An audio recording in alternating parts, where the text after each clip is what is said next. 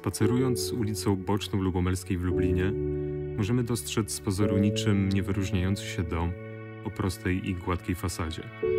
A tylko ci bardziej dociekliwi wiedzą, że budynek ten prezentuje się całkiem inaczej od strony ogrodu, z tarasami na obydwu kondygnacjach, przedzielonych filarami.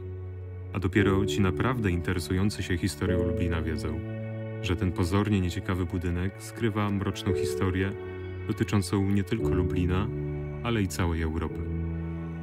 Wśród osób, które zawodowo zajmują się historią II wojny światowej, budynek przy Bocznej Lubomelskiej nazywany jest potocznie Willą Globocnika. Nazwa ta wynika z faktu, że w czasie niemieckiej okupacji w tym miejscu mieszkał Odilo Globocnik, szef SS i policji w dystrykcie lubelskim. W istocie dom został zbudowany jeszcze przed wybuchem wojny, a należał do rodziny Haberlau i Łobarzewskich. Ja nazywam się Patryk Pawłowski i zapraszam Państwa do wysłuchania pierwszego odcinka słuchowiska pod tytułem Opowiadamy historię, realizowanego przez Ośrodek Brama Grodzka Teatr NN w Lublinie.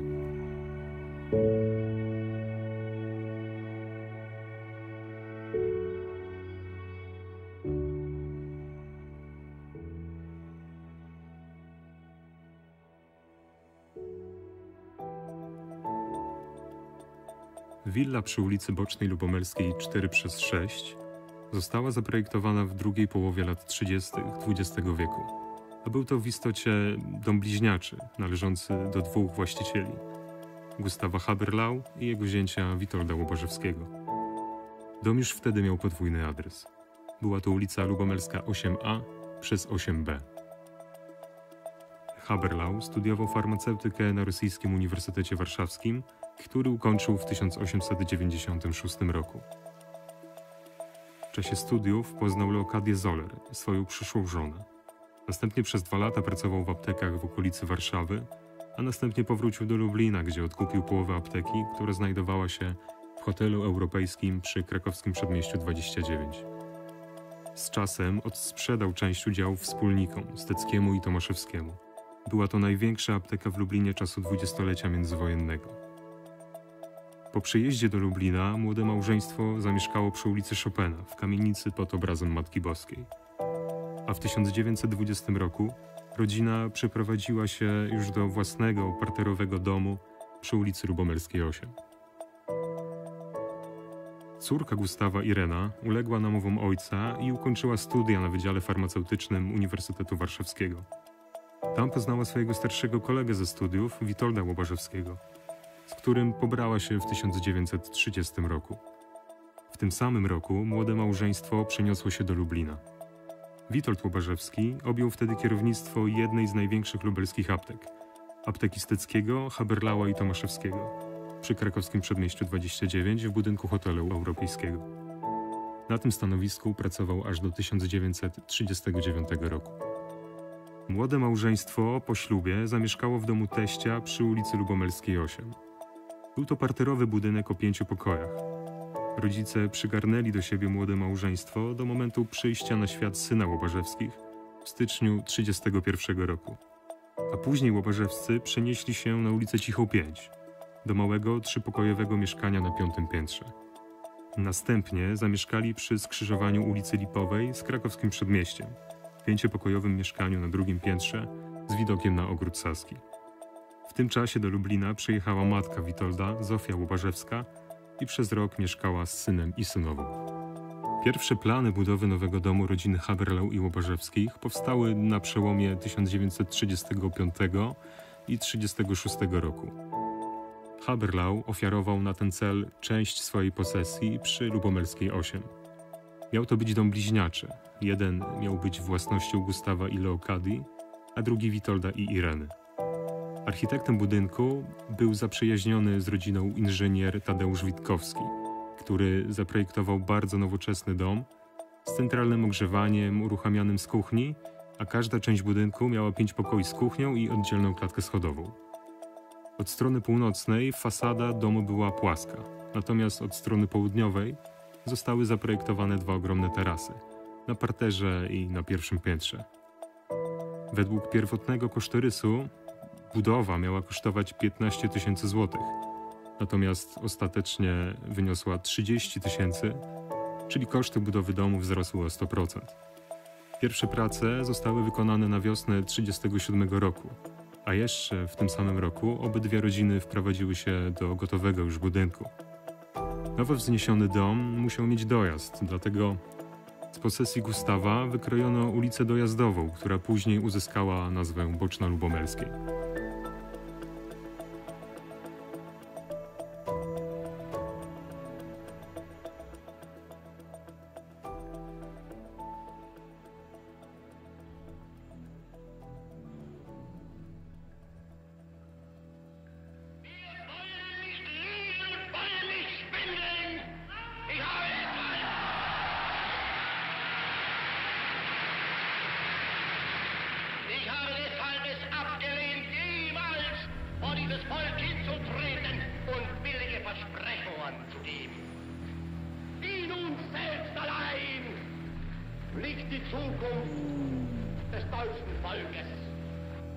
Po wybuchu II wojny światowej i wkroczeniu wojsk niemieckich do Lublina w mieście utworzono administrację okupacyjną. Dla potrzeb nowych władz przejmowano budynki użyteczności publicznej, ale także domy i mieszkania prywatne. Wybrane ulice tworzyły wtedy całe dzielnice przeznaczone wyłącznie dla okupantów. Jedna z takich dzielnic znajdowała się wokół ulic Wieniawskiej i Lubomelskiej. Wybór tego obszaru był spowodowany bliskim sąsiedztwem siedziby władz dystryktu lubelskiego, który znajdował się przy ulicy Spokojnej. Drugim czynnikiem była zabudowa ulicy Wieniawskiej, przy której znajdowały się najnowocześniejsze wtedy kamienice w Lublinie, wybudowane w latach 30. XX wieku. Budynki te charakteryzowały się znacznie wyższym standardem niż domy w starszych częściach miasta. Dodatkowym atutem dla okupantów było sąsiedztwo Ogrodu Saskiego, do którego wstęp w czasie okupacji mieli jedynie Niemcy. W pobliżu Lubomelskiej, położonej na przedłużeniu ulicy Wieniawskiej, dominowała zabudowa jednorodzinna. Budynki te, wzniesione w latach 30., także charakteryzowały się wysokim standardem. Nic dziwnego, że właśnie ta zabudowa została zajęta przez urzędników niemieckich tego wyższego szczebla. Jednym z nich był szef policji i SS na dystrykt lubelski Odilo Globocnik.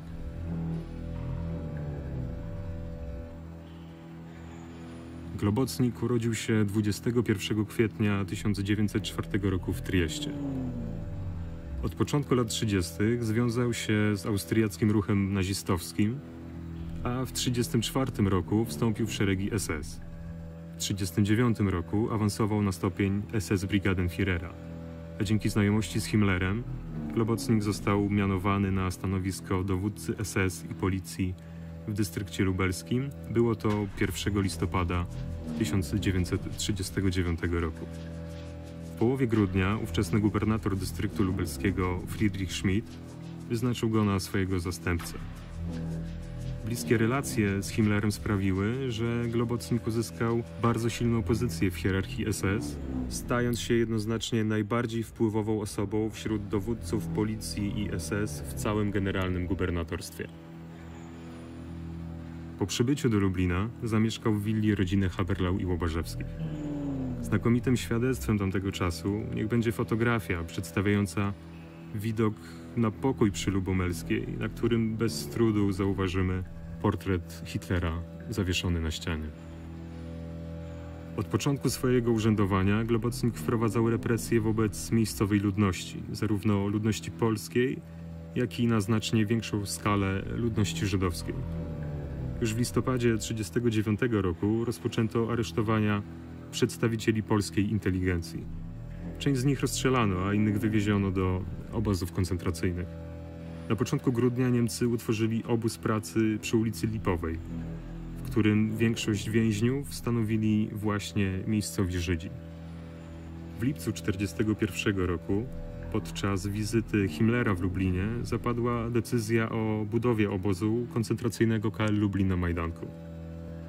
W 1942 roku obóz ten stał się ważnym elementem akcji Reinhardt, mającej na celu eksterminację europejskich Żydów na terenie całego generalnego gubernatorstwa. Globocnik był jednym z organizatorów tej operacji. W jej ramach powstały obozy zagłady w Bełżcu, Sobiborze i w Treblince. Na polecenie Globocnika utworzono także obóz szkoleniowy w Trawnikach. Był to obóz dla oddziałów pomocniczych i strażników obozowych, którzy zostali rekrutowani spośród wziętych do niewoli żołnierzy radzieckich. Sztab akcji Reinhardt mieścił się w Lublinie w koszarach Szreka przy ulicy Spokojnej, w budynku dawnego Gimnazjum Batorego, a obecnie jest to jeden z gmachów KUL. Globocnikowi podlegały również magazyny przy ulicy Chopina, w których gromadzono mienie pozostałe po zamordowanych Żydach. Szacuje się, że podczas akcji Reinhardt od połowy marca 1942 roku do listopada 1943 roku zamordowano około 2 miliony Żydów w likwidowanych gettach podczas deportacji i w samych obozach zagłady. We wrześniu 1943 roku Globocnik uzyskał awans na SS-Grippenführera i generała porucznika policji. Kilka dni później otrzymał nominację na stanowisko wyższego dowódcy SS i policji w strefie operacyjnej u wybrzeża Adriatyku. Przeniesienie z Lublina na teren okupowanej Jugosławii było oficjalnie awansem, ale w istocie miało na celu ukrycie wszystkich malwersacji finansowych, których Globocnik i jego współpracownicy dopuścili się w Lublinie. Był to także efekt konfliktu z gubernatorem lubelskim, który zarzucał Globocnikowi nieudolne przeprowadzenie akcji wysiedleńczej na Zamojszczyźnie. Razem z Globocnikiem zostali przeniesieni jego dotychczasowi współpracownicy, którzy działali podczas akcji Reinhardt. W maju 1945 roku Globocnik dostał się do niewoli brytyjskiej, gdzie popełnił samobójstwo.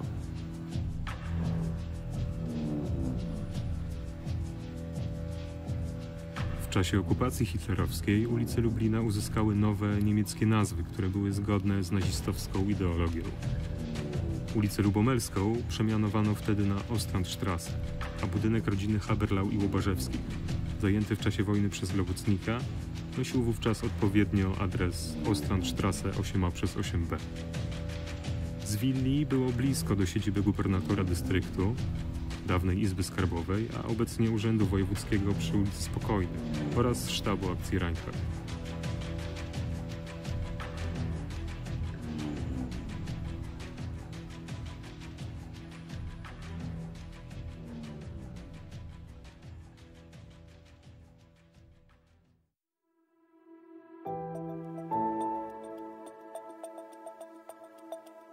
Po wyparciu Niemców z Lublina w 1944 roku budynek przy Lubomelskiej stał się na krótko siedzibą czołówki filmowej Wojska Polskiego. Następnie zorganizowano w nim kasyno oficerskie, a w kwietniu 1945 roku willa stała się siedzibą wytwórni farmaceutycznej Orfa, która była założona przez m.in. Witolda Łobarzewskiego, przedwojennego współwłaściciela budynku. W 1949 roku wytwórnia Orfa została zlikwidowana, a jej pracowników i majątek przejęła Farmaceutyczna Spółdzielnia Pracy, od 1957 roku działająca pod nazwą Farmaceutyczna Spółdzielnia Pracy Inlek. W późniejszych latach spółdzielnia otrzymała nowe lokale na cele produkcyjne, a w 1974 roku została przekształcona w lubelskie zakłady farmaceutyczne Polfa. Obecnie dawna willa rodziny Haberlau i Łobarzewskich ponownie znajduje się w rękach prywatnych. W tym roku obchodzimy 80. rocznicę akcji Reinhardt, a ośrodek Brama Grodzka Teatr NN w Lublinie podjął szereg działań upamiętniających to wydarzenie. Wszystkie informacje na ten temat znajdą Państwo na stronach naszej instytucji pod adresem teatrnn.pl.